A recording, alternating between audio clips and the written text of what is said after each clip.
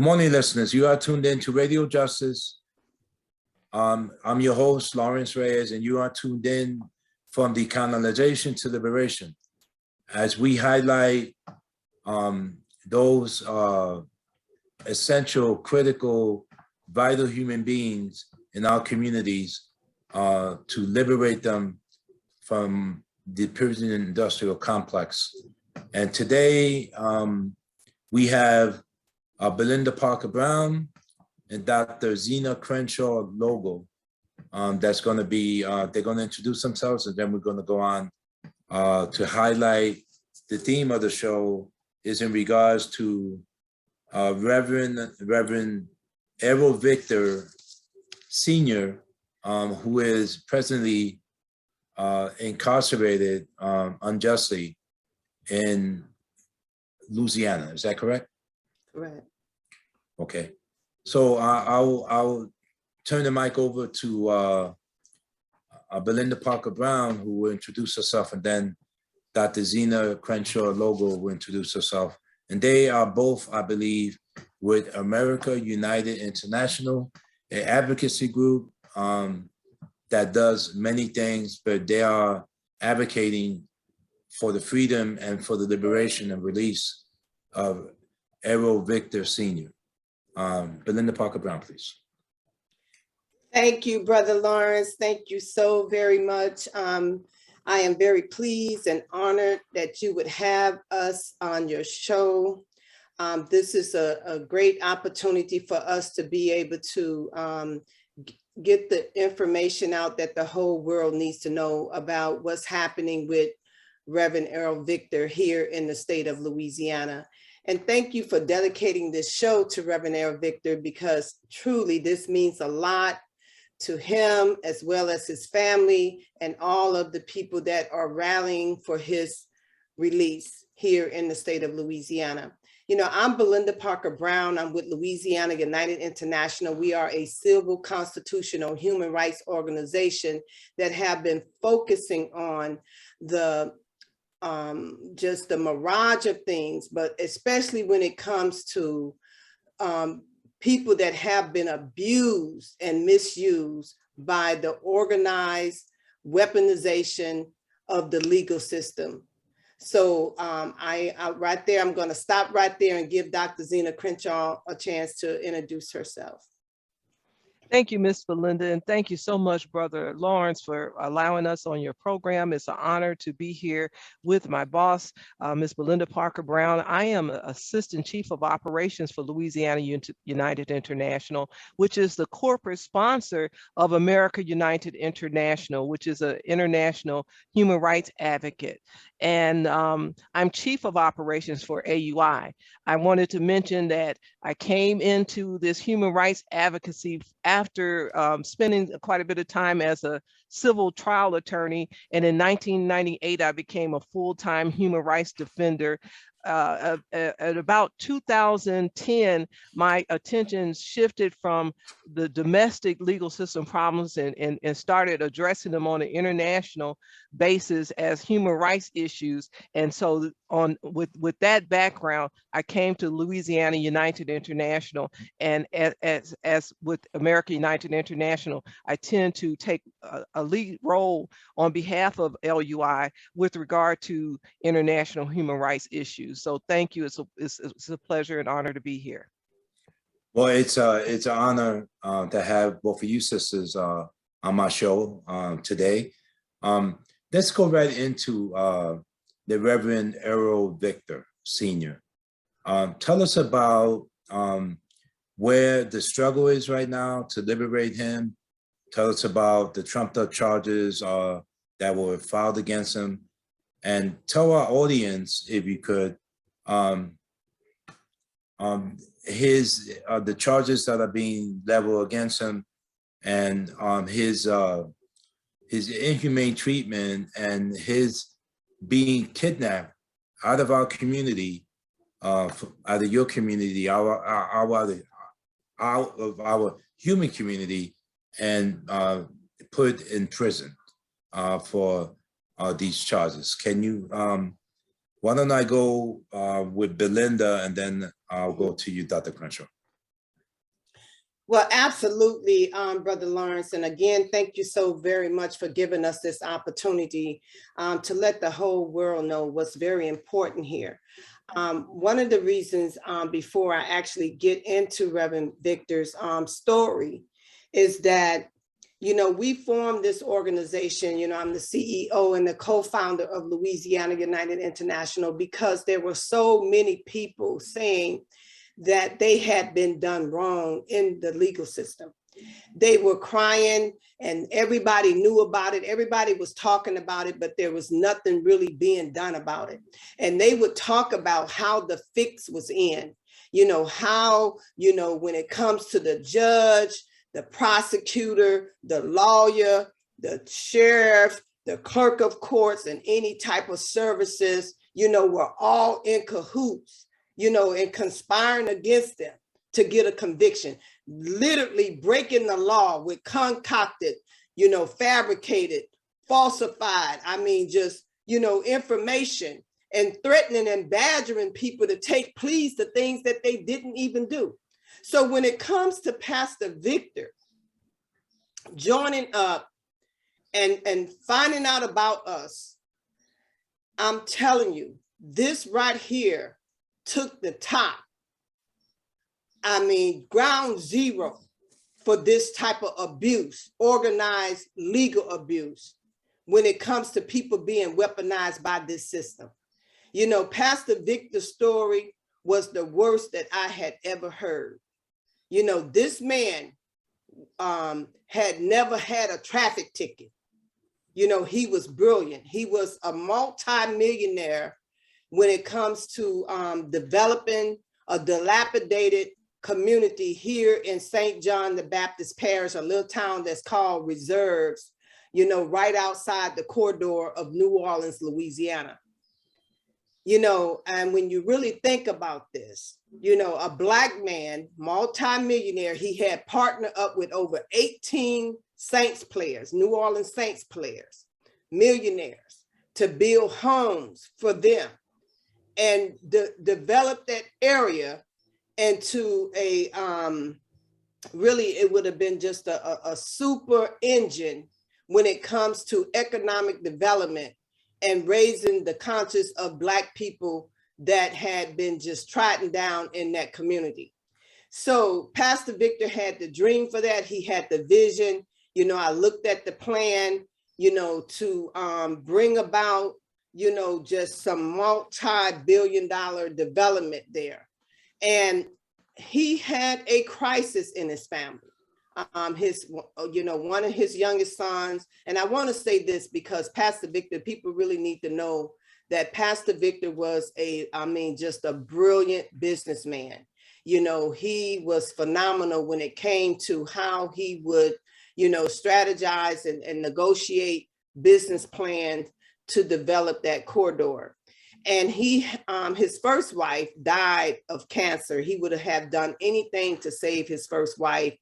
You know, through that, he accumulated like over 300 acres of land. He had 5 boys by his first wife. Then he was also a pastor there in a small church, and his family, you know, congregation. And, you know, they all united, and he married his second wife that had 5 boys. And out of that union, they had 2 more twin boys, which gave him she had 6 boys, which gave him a total of 13 boys. So when it comes down to that, Pastor Victor, you know, he was training his kids to be, you know, licensed plumbers, you know, architects and all of this, and, you know, dressing them up in suits and taking them to work with him and everything. I mean, just brilliant. And, you know, him and his wife did music together in church. You know, some of his children played various instruments, you know, just the ideal family. So what happened was his 7-year-old ML had a asthma attack, you know, and the mother, you know, the house was up in uproar. Pastor Victor was at his office, and she called her husband. They rushed him to the hospital, and I want to speed this up. And while they were in the waiting room, there was so much going on, confusion about who's gonna, fill out the paperwork, who's gonna sign this, who's gonna be responsible for this, that, and the other. And his sons died in the hospital. And at that point in time, they actually charged Pastor Victor with first-degree murder before they even had the death determination. Pastor Victor and his wife has been going through this since the year of 2007. And to speed the story up, Pastor Victor went to trial 3 times.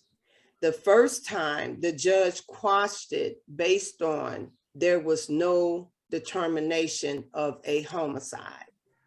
There was no proof that there had been a homicide. So the judge quashed it, threw it out. The second time he went to trial was on a bail's bond that they said that he absconded, and him and his wife, because he was told in a meeting, if after all of this, and they quashed it and threw it out, Pastor Victor filed a 1983. Now I want the audience to really pay very close attention to this. He filed a 1983 civil action against them because by this time they had taken away all of his children. Child Protective Service came in. They had buried his son. He still don't know where his son is buried at. They had taken all of his money out the bank and destroyed his whole life. And Pastor Victor go to trial again on a bail, saying that after $4 million over in bonds, millions of dollars in attorney fees, he decided that he's going to file a 1983 civil action against them. And they said if he do not take that off the table, he would spend the rest of his life in Angola. They would retry him. And Pastor Victor basically told them to bring it. He refused to take it off the table because he knew he was not a murderer. He had not done any harm to his son or his wife. So with that said, when they bring it back, they reallot it to another judge. And that judge, and I want everybody to pay very close attention to this, that judge was the wife of Pastor Victor's #1 competitor in development. And yes. Can you mention that judge's name so our listeners know who the professor are? Yes, the judge's name is Mary Haltal Backnell. That was the judge that presided over Pastor Victor. She refused to even let Pastor Victor at the last minute have an attorney in her courtroom. She told the attorney, if you're not ready to go to trial right now, I would advise you that you do not enroll because we're going to trial in the next 15 minutes. I was sitting right there when she told him that. Pastor Victor went to trial pro se for him and his wife and defended himself and beat them again. Now he beat him on the second time with the absconding of, they said that he was a flight risk, that he beat him on that with a non-unanimous jury verdict. And he beat him the second time around with a non-unanimous jury verdict. And he is still in prison right now, even after the state of Louisiana was caught with their drawers down, red-handed, saying that you cannot convict a person and give them 25 years to life in prison with a non-unanimous jury verdict. And it was ruled with Raymond versus Louisiana that it was unconstitutional, if not criminal, what they did here. It was only 2 states in the whole country that did that. It was a racist, unconstitutional Jim Crow law that had been in the Louisiana Constitution for over 120 years, where they would convict the person without having a jury of 12. Most people don't know, we nicknamed it the 10-2. But you have to have a unanimous jury, a jury of 12. That's what the Constitution said, before you can convict somebody of murder. Okay. So I want to stop right there. Okay. And say that Pastor Victor then beat them 3 times. And his case was the very first case that went to the highest court in the land and had his conviction vacated by the United States Supreme Court. And this man is still sitting in prison right now today, awaiting trial. Wow. Thank you for laying that out for us. Dr. Crenshaw, Sister Zena, you as an attorney, it just comes to my mind that, you know, having been subject of being victimized by the criminal justice system of the United States, that everyone's entitled to due process and attorney representation. Was Reverend Errol Victor's due process rights violated? And if you could add to what Sister Belinda just added as well, from your perspective. Yes, Brother Lawrence, you know, we would have to have a 3-hour show to really detail for the audience all the irregularities that are associated with Reverend Victor's case. And I hope that we move back and forth from a consideration of whether Reverend Victor was actually innocent of the crime, the horrible crime for which he was charged. And then there's also the perspective of whether this was a malicious prosecution and part of a plan to remove him from local economic development, possibly spearheaded by his rival business competitor, who from all indications was the husband of his trial judge. Those two considerations cross, they merge. And I want to emphasize a couple of things about Reverend Victor's circumstances. You know, Miss Belinda talked about him taking his son to the hospital. And during all the commotion, he never leaves the hospital. He gets arrested. He gets charged with first-degree murder. Now, you know, first-degree murder means that this was a plan. The death of this child was something that Reverend Victor allegedly did on purpose, planned. It was premeditated. Now, you are at the hospital, the child just died. Under what circumstances would there be any evidence of the circumstances of his death? You know, they would have to be an investigation. So keep in mind that the tragedy of this child dying, you're being immediately arrested, not for just homicide or manslaughter, but you're being accused right there at a hospital, no investigation, of premeditated death of this child. That ought to raise a red flag. Then if people could understand, the next day, the bank and went about seizing his assets. The very next day, he had just been charged. There had been no trial. There had been no conviction. And the next day, they seized all of his assets. So, you know, and his children were taken from him. All 12 or 13 of the children were all taken from him. He has not been convicted of anything. So, you know, you would have to have so many details to decide for yourself independently whether he was guilty or not guilty. But just what we've shared so far ought to be enough red flags to make people realize that something was amiss. And to answer your question more directly, Brother Lawrence, the prospect that in fact due process, there was nothing due about this process that he was being subjected to. Thank you, Sister Zena. So from what I understand with the homework that you sent me to study, I understand that the initial encounter, right? If this wasn't a malicious prosecution, then it's definitely malicious behavior and very unjust behavior by the prosecutors or or the legal system. It seems like he was first encountered in 2008. And I also see that that your America United International has invoked the United Nations torture special repertoire of torture and other cruel and inhumane and degrading treatment or punishment. Is that part of your part of the your case as well, or your advocacy to invoke the Convention on Torture as outlined by the United Nations? We are contending, you know, Miss Belinda knows the facts of Reverend Victor's case because she was there, she witnessed all of it directly.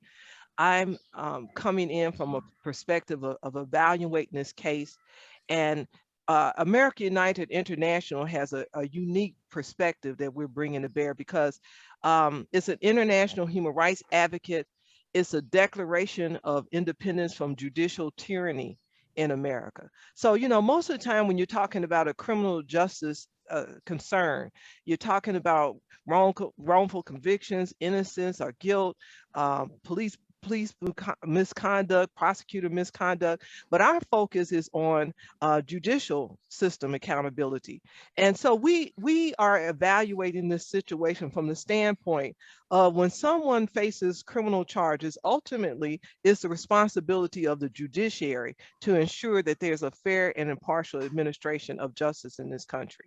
And what we have is, you know, you have all of these powerful advocates challenging wrongful conviction, talking about the disparate impact of mass incarceration in the United States on people of color, characterizing it as genocide, but failing to somehow evoke any real relief except in isolated cases. So what we wanted to do is capitalize on the tremendous momentum that we have with America United International, and looking at how the U.S. legal system protects people from human rights violations under color of law. And in 2018, we were able to get the United Nations Human Rights Council to determine essentially that when you're making an allegation of the fix being in, and you're alleging that somehow the judge is complicit in this scheme, that the UN Human Rights Council confirmed that there is not effective avenues of redress in this country. And that has a very technical definition. You know, there's legal process, there's all kinds of legal process, but it takes too long, it costs too much, the victories are few and far between, it's just ineffective. And early in 2021, the Trump administration acknowledged on behalf of our country, not on behalf of his administration, but on behalf of our country, that we're absolutely right. That if you're alleging this type of orchestrated abuse of your rights through the legal system, weaponization of the legal system, there's not effective redress. So, you know, if you're alleging that you have a wrongful conviction, if you are alleging that you are deprived of due process, that there's a malicious motive, that this is not about criminal law enforcement, this is about some type of improper purpose being served, then the United States has acknowledged that in this country, there is not effective redress, okay? So, and then on top of that, in our country, whistleblowers, if the judiciary is not going to protect us from this abuse of power, this persistent abuse of the legal system, then you got law enforcement officer whistleblowers, court whistleblowers, judicial whistleblowers, correctional officer whistleblowers. But historically, they are subjected to horrendous persecution for their truth telling. So you have a system where in the United States, if you're going beyond just saying I'm innocent and I didn't have effective legal counsel or a witness misidentified me, when you go beyond all of that and you say there's official misconduct, and it's been confirmed that official misconduct is a leading cause of wrongful conviction in this country. But when you are alleging that your conviction was a deliberate and orchestrated outcome that involve your prosecutors, maybe even your criminal defense lawyers, but particularly the presiding judge, America has no effective redress. In other words, you can appeal, you can try to go to media, but you are not going to have that done efficiently in an affordable way, and you're not going to have your allegations resolved by a fair, impartial, and competent body. So America United International has taken the position, inspired particularly by Reverend Victor's case, is that there anyone in those circumstances who are contending that the fix was in, it involved even the presiding judge. And we'll talk about how judges, because most of the time in criminal justice, judges are not the primary focus of misconduct. You're looking at law enforcement, you're talking about prosecutor misconduct, but we focus in on the role of judges and letting all that happen. And our contention is that if you are in prison like Reverend Victor, and you have a situation where you have compelling evidence that that your rights are being deliberately violated, that you're the target of punitive action, that this criminal justice system is not being used for legitimate law enforcement, is to accomplish some other end, perhaps retaliating against you for being a critic of the legal system. In Reverend Victor's case, it was a business incentive that seemed to be there. Our contention is that all of these people, if they are not going to be given an opportunity to have that taint on their convictions reasonably addressed by this country, they should all be political prisoners. Okay. Now, there's a significance to taking that route, because there's really nowhere to go to get these issues addressed outside of the U.S. legal system, which has already been determined to be ineffective. You can't go to the UN Human Rights Council because they only have jurisdiction in cases where there's the called gross wide, just super widespread instances of that type of human rights abuse. Now, the UN Human Rights UN Human Rights Committee can take individual cases, but when the United States ratified the International Covenant on Civil and Political Rights, it put in a limitation that no American citizen can enforce that treaty. So while the treaty includes all types of protections, and in it our country pledges to provide effective redress when your allegation is that your rights are being abused under color of law, meaning by some rogue government agent, we cannot go directly to the UN Human Rights Committee with our own case. So there's nowhere for an individual like Reverend Victor to go. So we have a special rapporteur, the UN Special Rapporteur on Torture. And he defined this phenomenon called psychological torture. Because when you are being prosecuted for a crime, the special rapporteur has confirmed that while routine criminal prosecution is an appropriate part of criminal law enforcement, when you're doing it against an innocent person, it's tantamount to persecution and psychological torture.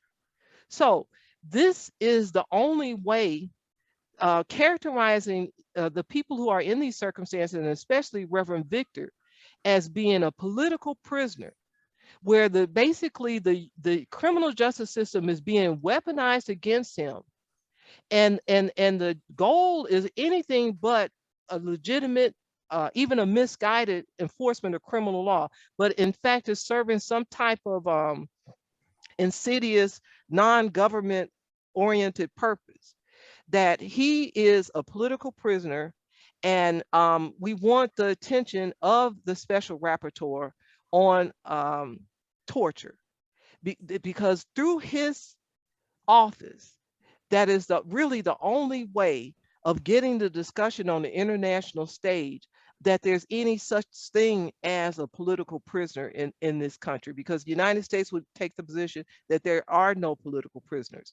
But if we can allege that someone is contending that their criminal prosecution is deliberate, it's a deliberate violation of rights, it's not intentional, it's not overzealousness, but it's a use, it's a weaponization of the criminal justice system. You're innocent of the crimes of which you're charged, and you're just being persecuted. The special rapporteur, the UN special rapporteur on torture, has characterized that as psychological torture.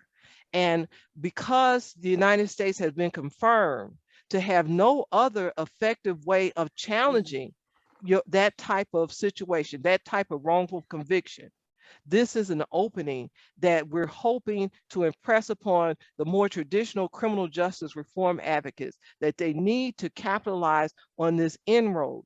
That, you know, the UN, they have never done that. They didn't even, in response to outreach by W.E.B. Du Bois, condemn the United States for its treatment of Black people. When he reached out and asked that that be done. But in response to our outreach, what the UN basically determined is that we are not going to come in and address this as a racial issue. We are not going to come in and try to go from case to case and try to second guess the US criminal justice system or the US civil justice system, but we will stand with you and take the position that when you are arguing that what is happening to you in the courts is a reflection of the fix being in. It's a non-legitimate, non-governmental objective being served. We will stand with you and take the position that there's ineffective avenues of redress, and that is an explicit violation of the International Covenant on Civil and Political Rights. And I'll shut up and say this, and then we can go back to Reverend Victor's circumstances, because he is like the poster child of US political prisoners outside of the traditional conception of, let's say, for example, the targeted Black Panther Party leaders who were targeted because of their stance on US government and their criticism of US government. We're talking about when the criminal justice system is weaponized against you for whatever reason, and in Reverend Victor's situation, it seemed to be about political rivals, business rivals settling the score with him through their influence with the criminal justice system. And what we're saying is that if we capitalize on the momentum we have before the UN Human Rights, with the UN Human Rights Council, and the acknowledgement by the Trump administration that there's ineffective redress, we can trigger compliance with the International Covenant on Civil and Political Rights, which obliges our country to come in, re-examine why our legal system is susceptible to this type of abuse, and make arrangements for us all to be compensated and get reparations. It's another way of tackling this situation that has support in the international human rights community, and it's something that we really all should consider. Thank you very much. And I have done a lot of shows on political prisoners here, from Brother H. Rap Brown, Jamil Alamin, Iman Jamil Alamin, Leonard Peltier, other Puerto Rican political prisoners, and I think one of the strategies is to invoke that compact from the United Nations. So I think this is a very effective way of approaching redress, hopefully. But I want to go to Belinda. Yeah. And Belinda, I live in the corridor. As I told you, I lived in Gretna, Louisiana, Jefferson Parish for about 5 years. And there was a lot of development. Can you tell us the social uplifting of Reverend Errol Victor's Senior's work, and also if you want to add to what you just heard from Attorney Dr. Zena Crenshaw Logo, providing that legal analysis? Go ahead. Well, Dr. Zena is our Assistant Chief of Operation for Louisiana United International, and she is the chief of operation for AUI, which is America United International, which is on the cutting edge of bringing about the solution. But what I want to respond to is that we have to realize that it's a lot going on in our country right now. We got the war between Russia and Ukraine, and it's a whole lot of other things that's going on. But I want the world to know that we're in a crisis right here, right now. People lives are being destroyed. Families are suffering. All right. People are being told to report to prison, having their kids taken away from them because of this organized weaponization in our legal system. And we have done everything. We done appealed this, appealed that. We done went to the Supreme Court. We done paid out all this money. And like Dr. Zena said, it takes too long. We may win, we may not. It takes too long. It costs too much. And we can't wait for justice. And what we're saying is that we're in a crisis. We're suffering right here in our country. Our government have sworn to protect us at home and abroad. This is not our problem to fix, okay? And that's what we have to get, the world to understand right now. It's our government that's doing this to us, the very government that swore and took an oath to protect us from this type of tyranny. This is torture. This is treason when we got judges and lawyers sitting up here in cahoots with each other, okay, working backroom deals, quick pro quo or whatever you want to call it. I'm going to do this for you. I had a case where a young man was suing the insurance company, okay? But the insurance company got in cahoots with the judge because the judge was getting all of his campaign funding from the insurance company. So what you think happened? The man lost, okay? And then he committed suicide. He killed himself because he knew his lawyer was kicking him under the bus. So we can't make this stuff up. We are suffering right here in the United States, and we're competing with the whole world and everything that's going on around the world because they're saying it's not, they don't want to deal with this. We wrote a letter to President Biden. He responded, okay? He telling us that I guess he got other more important things to do, okay? But the truth of the matter is, I don't want people to continue to suffer and die like Pastor Victor with this deadly coronavirus inside of the prison population, these death chambers, while everybody else standing on the sidelines, folding their hands, waiting to see what somebody gonna do. So we're in a good position right now to put the pressure on our government to let them know that this is wrong. Exactly. This is wrong. You swore to protect us. It's your job to fix this. It's not our job to get a place. We call it a FEMA. We're saying that a FEMA is a federal emergency agency where we can actually go and sit down and have somewhere to go to talk about these type of atrocities that's happening to us, and let us develop what that should look like. Exactly. And one advantage that we have, Brother Lawrence, because you have mentioned about the citation of the various treaties and appeals based on the language of multiple treaties, and also the just a universal declaration of human rights. But in what we have been able to do is we've been able to get the United Nations to confirm that the United States is in violation of this particular treaty, in that it is not providing us effective redress. So the UN has not been willing to come in and tackle our problems head on, but they are willing to stand with us and say that the United States is not giving us effective relief. And the Trump administration acknowledged that no, we're not.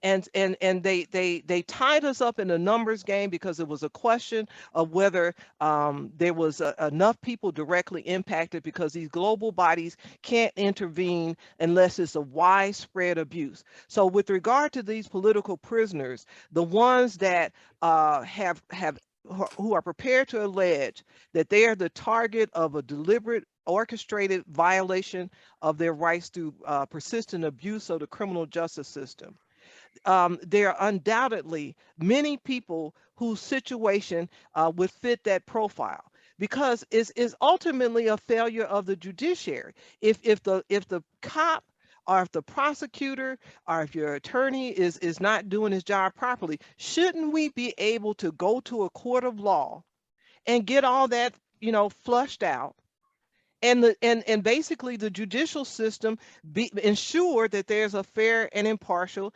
administration of justice? But what you have is you got your private attorney. They realize that the prosecutor is out to get you. They don't want to get in any trouble because the judges can discipline and disbar the attorneys. They also can discipline and disbar the prosecutors. They also can put the legislators in check by declaring their legislation unconstitutional. The judges have all of this control.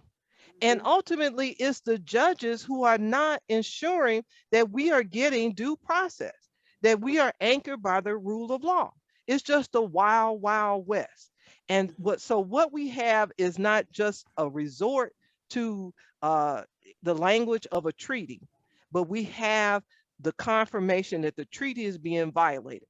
We can't go to the UN with cases like Reverend Victor because we don't have the numbers as to how many people fit the prototype of contending that their prosecution, their conviction was a result of conspiracy involving the judge. A lot of times people are only talking about a law enforcement misconduct or prosecutor misconduct. So we need the template of people who are alleging that the judge was in on it. Reverend Victor has a case where his judge, he had a judge that threw the case out, and then he got convicted under highly questionable circumstances in front of the judge that was apparently the wife of his main business rival. And when you also consider, all the other shenanigans that went on with regard to his assets and his children, it's just a highly questionable situation. So because we can't quantify how many people fit that template of the judge being in on and allegedly responsible for their wrongful conviction, we can't go to the UN Human Rights Council. Unlike the people in China, you can go, individual in China can go to the UN Human Rights Committee and allege their government of torturing them and have their case considered. They don't have to account for what's happening around the world. But the United States has put us in a position that we cannot go as individuals to the UN Human Rights Committee. So the special rapporteurs, they're not adjudicators.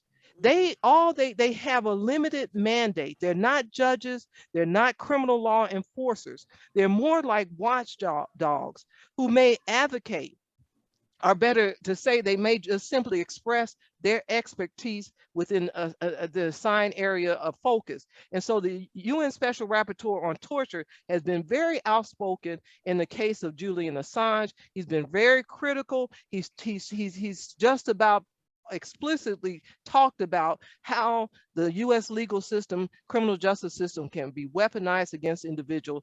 So if enough people in the criminal justice reform community would join with us and take this unique opening to characterize being convicted, having a cloud over your conviction, but having no place for adequate redress, and characterize everybody in that situation as a political prisoner, because our country has said, ain't nothing we can do for you, we got other things to do.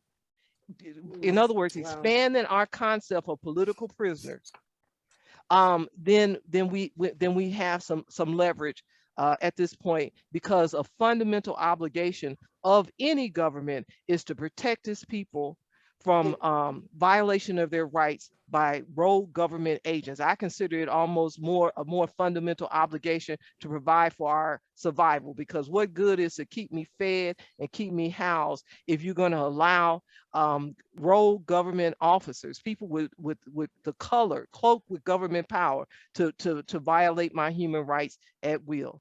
So this is a great opening that we have, and Reverend Victor's case, along with the people that you've talked about, have compelling examples. They really create a compelling case for us to get a dialogue on a very meaningful dialogue and push towards enforcement of this particular treaty, because the United States is not going to be able to say, they regularly disregard their treaties, but that's with regard to use of their rights. They're told you shouldn't have capital punishment. You shouldn't, your disparate impact on Black people, disparate impact on brown people.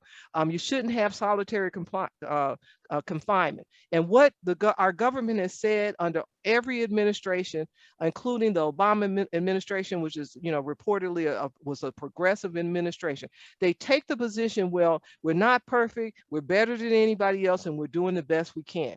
But the difference we have here is we're not talking about a use of government power. We're talking about abuse of the government power. I'm gonna say this, the UN has Human Rights Council determined that it was not manifestly ill-founded to allege that the UN, as a matter of government policy, extends impunity to its judges for their role in the deliberate persecution and psychological torture of U.S. citizens and U.S.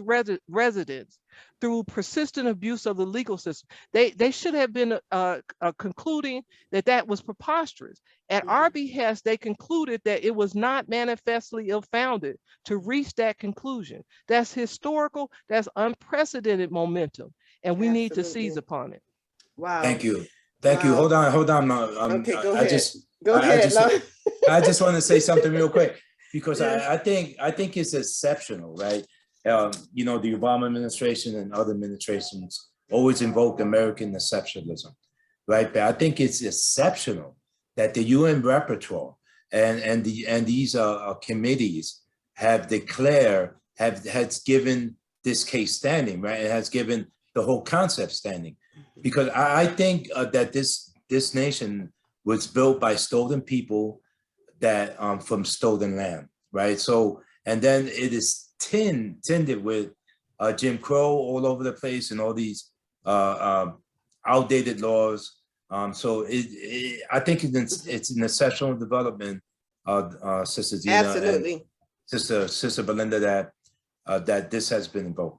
Go ahead, Belinda. Absolutely, and that's why I think that it's a great day to be alive, and for you to give us this opportunity to come on your show, Brother Lawrence, because we know your listeners are out there, and what we want our listeners, what we want all of them to know, that we're at a historic moment right now. I mean, this is a tremendous opportunity, and we need to move and act expeditiously. It's some things that I hope that before the end of this show that we can tell the people, some steps of some things that we need them to start doing, immediately. So again, thank you so much for this opportunity, because Sister Belinda, we got 10 minutes, so we need to definitely give our listeners some marching orders. Okay, well, great. Right. We're on our way to getting to that point. This has been a great show thus far. And again, thank you so much for this opportunity, because so many of our listeners and so many of our people, have been, have had their rights deliberately violated by agreement, a conspiracy between the corrupt lawyers and judges. We all know the truth about that. Okay. So it's not a secret anymore, and you see the whole world is talking about it, but they keep us running around, chasing the rabbit, going here, going there, looking for help, in all the wrong places for the people that have already deliberately intended to do this to us. Okay. So we got to stop that. We got to stop thinking that it's our job to fix this. It's not. So what we need, and we're going to get into it, because, but right now, I'm going to tell you, our biggest challenge is that, we got all of this advocacy out here going on. And like Dr. Zena just said, what we have already, the UN have already determined that we do not have adequate redress. We don't have anywhere to turn when these type of things are happening to us. So what we need to develop, when we calling it, we're using the term FEMA. And I want people to listen, because they got to stop us from running around like a rabbit, with, you know, like a chicken with our head cut off, you know, running in circles. Everybody saying, file this, file that, go here, go there. In Pastor Victor's case, I went all the way to the Department of Justice, the FBI. I went everywhere with the evidence. Oh no, we can't do anything. You know, that has to be systemic. You know, we can't touch that. Oh, they're gonna get him. You know, it's nothing we can do about that. Oh, it's a child involved. They was giving me all kinds of excuses why they would not do anything to help Pastor Victor with all the verifiable facts that the system was weaponizing him. Nobody would listen. This man been in prison for 13 years and he's innocent. And people know that he's innocent. And they know that the judge was in him. So what I'm saying is that it's time for us to act. This is a historic moment. You know, we can be world changers. I was born to be a world changer. You know, I thank God for people like Dr. Zena that have the knowledge and the skills and the ability to know how to put all of this language together so that we can use their own words against them. This ain't something new. It's been done before in the 1700s. All we're saying is that do your job, President Biden. Do your job, United States of America. You put it in the Constitution that you're here to protect and serve us. And you standing here watching all of this stuff go on, people's lives be destroyed, people committing suicide, their families and kids and stuff being drug away. They took all Pastor Victor kids away and adopted them off. And this man had not been convicted of anything. And he's sitting in prison right now and don't have a conviction. And they want to retry him again. And he's been to court 3 times already. He's been to trial 3 times. What about double jeopardy? Can they do that? But they doing it. They're doing what they want to do because they're not going to raise their hand and say they've been caught with their drawers down. They got it wrong and they're not going to do anything to fix it. But we keep going to, we'll go to the judge, we'll go to the DA, we'll go talk to them, we'll go talk here. No, it don't work. So yes, we want to talk about, there is some critical things that we all can be doing together in unity and solidarity right now to push this thing over the hill. So let's get about those things. Lawrence. Let's get to it. Tell us about those things, sisters Belinda and Sister Tina. Okay, Dr. Zena. Website, if you got a website. Okay, too. Right, the first thing. Right, go there ahead, you Dr. go. Zena, there you go. www.americaunitedinternational.net. All one word, all lowercase, www.americaunitedinternational.net. Go in on the join our campaign and everything listed on there, do it. And that's what we need. Okay, now realize that we have cleared the legal hurdle. As of our February 10th, 2022 report, we established that there is no argument that that is insignificant number of people directly impacted by this problem. So we cleared the jurisdictional hurdle and made the way for there to be global intervention. Okay, but now this is not trying to persuade the government or the UN. This is about the realization that we're competing with people around the world who are their government the powerful, unethical people are at war with them, and we're competing. We've got to provoke global outcry. We've got to convince the United Nations, the International Criminal Court, that what's happening to us here in the United States is worth them turning their limited time and attention towards us, because they're serving the world. Refugees all over the place. So we've got to, and people think that in the United States, our worst problems, they think our human rights problems are things like, okay, I had 3 cars and now I'm down to 1 car because they did me wrong. Or I had a 5,000 square foot house and now I live in a studio apartment. That's what they think suffering is like for us in this country. We've got to put a face on our suffering so that they can see that there's no picture coming out of any country, Ukraine or anything, that we don't have similar circumstances, and in some instances worse. We've got to put a face on it. We've got 90 days, because at the end of 90 days, if the Biden administration have not stepped up and taken the reins of complying with this international covenant on civil and political rights, the International Criminal Court will have the green light to investigate him for crimes against humanity. And did I mention that America United International is the organization that went to the International Criminal Court, the prosecutor's office, asked that President Biden himself be investigated for crimes against humanity. 30 days after less than 30 days after we submitted that request, the Biden administration, we wrote them in June, we submitted the request in October. We hadn't heard anything from anybody in the Biden administration. Less than 30 days after we went to the International Criminal Court, the Department of Justice wrote us and said that they were directing the matter to the State Department.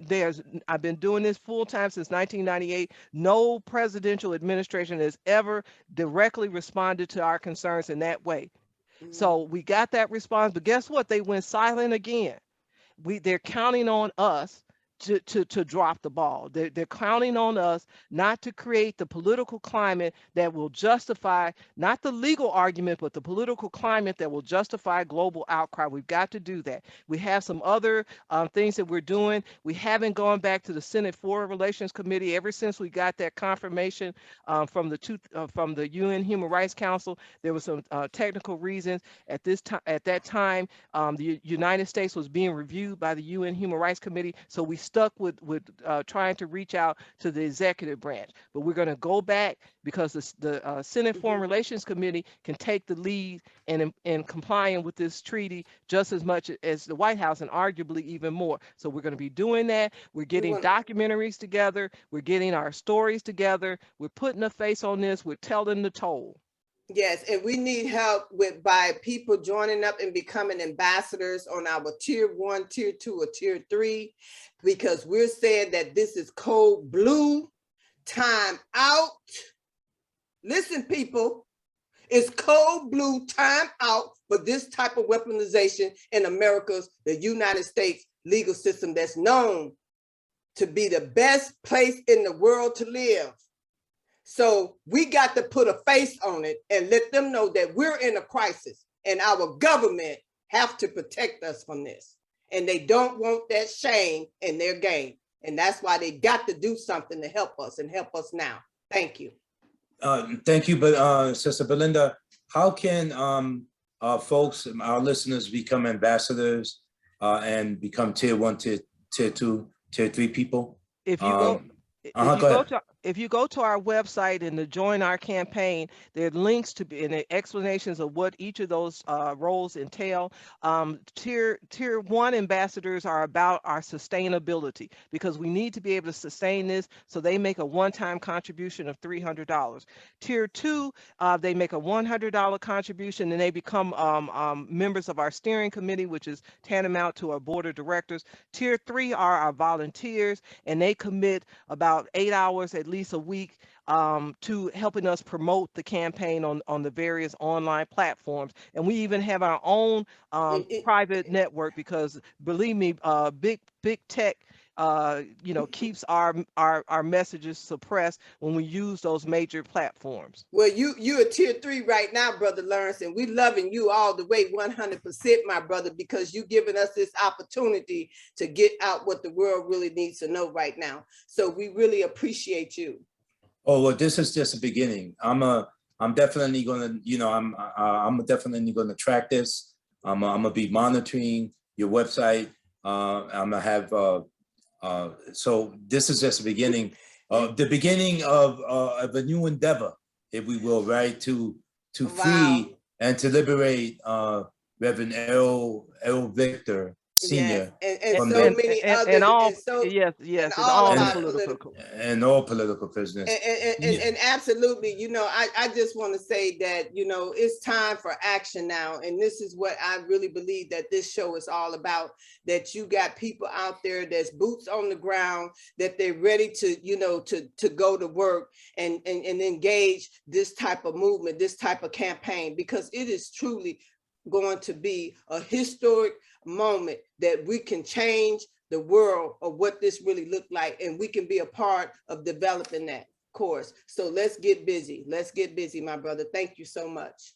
Thank you, listeners. You are tuned in from decolonization to liberation on Radio Justice. This is a portal for the liberation and the struggle for liberation and equal justice for all people who are impacted by the kind of systemic weaponization of the criminal injustice system.